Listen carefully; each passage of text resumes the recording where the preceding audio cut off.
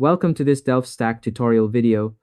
In today's video, I'm going to show you how to turn on TPM 2 and secure boot in the BIOS to fix launch issues with Call of Duty Black Ops 7 on PC.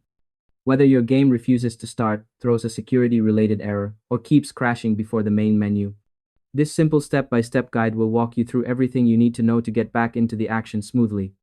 First, open the Start menu on your PC and click on Settings. From there, go to Windows Update, then scroll down and click on Advanced Options. Next, select Recovery, and under the Advanced Startup section, click Restart Now. Don't worry if your screen goes blue, that's completely normal. Once the Advanced Startup menu appears, click on Troubleshoot, then choose Advanced Options, and select UEFI Firmware Settings. Click Restart again, and your PC will reboot directly into the BIOS or UEFI menu. Once you're inside the BIOS, take a moment to look around calmly. Different motherboards label things differently, so look for a section called Boot, Security, or Advanced Settings. Find the Secure Boot option and change it from Disabled to Enabled. Make sure Secure Boot is fully turned on before moving to the next step.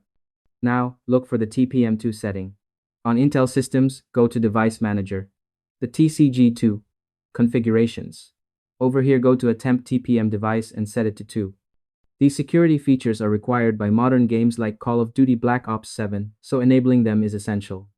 Before saving, here are a quick few tips. Make sure you're running Windows 10 or Windows 11, your system is set to UEFI mode, and your motherboard firmware is up to date.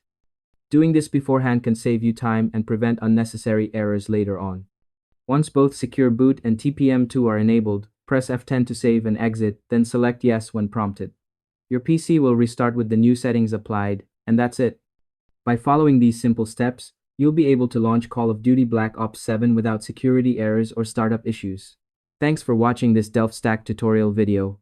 If this helped you out, feel free to share it with others who might be stuck on the same problem. Why not make someone's day easier?